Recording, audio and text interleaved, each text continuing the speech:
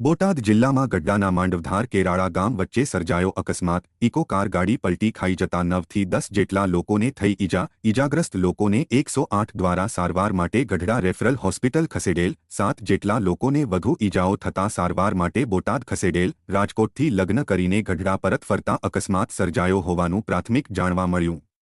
Eco કારના ચાલકે steering પરથી કાબુ ગુમાવતા ઇકો કાર પલટી ખાઈ ગઈ હતી। રોડ પર આવેલ સેફટી દિવાલ સાથે ઇકો ગાડી અથડાઈ નીચે ખાડિયામાં પલટી ખાઈ ગઈ હતી।